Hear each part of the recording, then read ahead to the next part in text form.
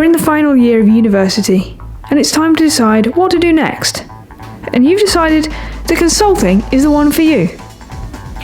Welcome back to episode 2 of How to Get Hired in Consulting. In this episode, we're going to talk all about how to come into consulting as a graduate. If you missed episode 1, that was focused on how to come in as an experienced hire. Check that video out, link in the cards. In this video, we're going to talk all about how you can come into consulting through a graduate program.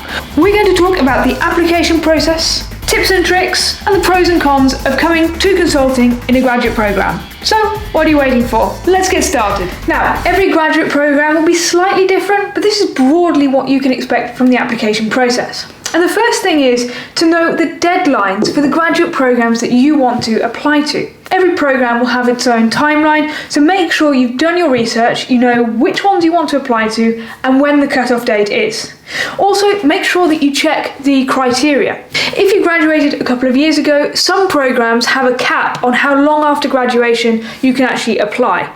So make sure you don't waste your time applying for something you're not even eligible for. Once you've done that, the first step is to do the online application. Let's talk more about that. When you do your online application, you need to have 2 things ready. Firstly, your CV, and secondly, your cover letter. Now, your CV you can probably reuse across multiple applications, but please make sure you've checked your cover letter and make sure that it is relevant to the company you're applying for. It is no good applying to Accenture saying, I cannot wait to work for Deloitte. When you do the application, you may also get some of those generic, why do you want to work in consulting type questions as you go through the first stage of the application, or they might keep them for later. But before you hit submit, make sure you've gone through and double checked everything so you haven't got any simple basic mistakes at this early stage. Now that's done, what comes next?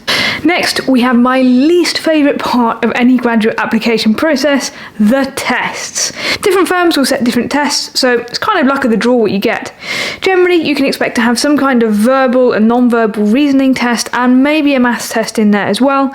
You can also expect to have a psychometric test where they give you scenario-based questions and how would you react in those different scenarios. Honestly, there's no secret hack to passing these, it's just practice. For some people, some tests come more naturally than others, but practice is the only way to guarantee that you will nail them. Now we come to my personal favourite, the assessment centre. When I was doing graduate applications, honestly, these were the best bit of the process.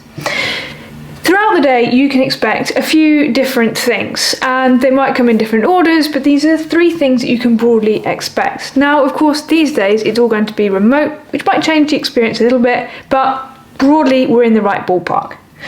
So you can expect some form of group exercise. This is where you're put into small groups and set a task which you have to collectively achieve as a group. For example, they might give you a client problem statement and you have to come up with the solution as a group. Now, there's a few secret hacks here. Firstly, it will be a time-bound exercise, so make sure that you always have one eye on the time, and if people in the group aren't mentioning the time, be the one to make sure that you're moving the conversation forward so that you do achieve the task in that set time. The other secret here is to be collaborative, but demonstrating some leadership qualities. Nobody wants a quiet wallflower, but likewise, nobody wants anybody who's just dominating the conversation and not listening to anyone else's opinion. Doesn't sound at all familiar. Just be conscious and aware of how you're working in that group dynamic. The next is the case study. You can expect to get some type of case study interview as part of the assessment centre.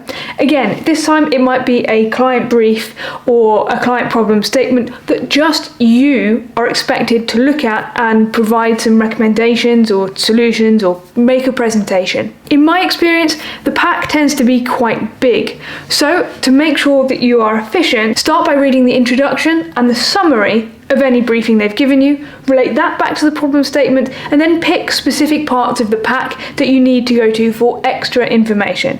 Generally, if there's anything to do with finances on there, that's usually worth a look too.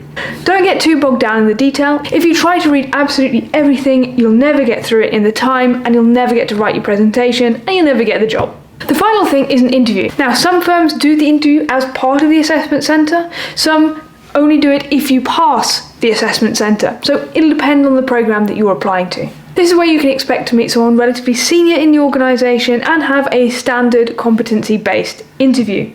If you're applying for more of a technical consulting role, then you can also expect to have a technical interview, again, either as part of the assessment centre or afterwards. Honestly, all firms are broadly looking for a similar skill set. So even though some of the stages might be in different orders or they might look a bit different, broadly this is what you can expect from a graduate consulting application process. But let's think about some of the pros and cons of coming as a graduate to consulting. Now I'm comparing this to my previous video of coming as an experienced hire. In terms of the pros, the absolute number one is the training. As a graduate in consulting, they lay so much training on for you, it's absolutely unrivaled. You'll tend to spend your first anywhere between 1 and 2 months in pure training when you turn up at the firm. They'll give you training in core consulting skills, some technical skills if you've come to a technology consulting firm, and maybe even some formal qualifications. Firms recognise that analysts come with very little experience, and so providing good training at the beginning is key to the success. And if you do come as a graduate, lap every bit of training up because it is super useful. The other pro is that there tend to be big analyst intakes, so you'll be amongst maybe even hundreds of other analysts, meaning there's a really great support network when you join to reach out for help, reach out for roles, just reach out for advice. There's a really tight support network to help you manage your transition into consultancy. But what about some of the cons? Well, because there are so many analysts in consulting firms, it means that the competition for promotion is incredibly tough. Personally, I think it's even tougher than some of the higher levels. You're surrounded by a lot of very similar people with very similar skill set, and being able to stand out in order to get promotion, I'm not going to lie, it's very tough. Now the other thing is purely personal opinion, and there are plenty that would disagree with me, and that's fine. If you do disagree, feel free to drop a comment down below.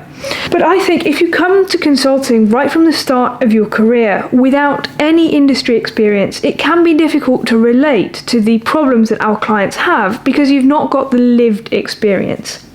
My view is that sometimes people can become institutionalised consultants, and actually having that diversity of experience and having a range of experience and coming to consulting a little bit later when you've understood how industry really works can be very beneficial in helping you relate to the client's problems and therefore ultimately solving them more efficiently. That's not to say that there aren't people who make fantastic careers out of being lifelong consultants. Personally, I think that variety of experience can actually help you be a better consultant. That said, coming to consulting as a graduate is a very rewarding career, and you can expect to learn a lot in your couple of years on the graduate programs. So I wish you the very best of luck with your applications. If you've got any questions, feel free, drop a comment down below. I'll happily answer any questions you have. I hope you've enjoyed this video. If you have, please give it a like, and of course subscribe and hit that notification bell for more content like this. We'll see you in the next video.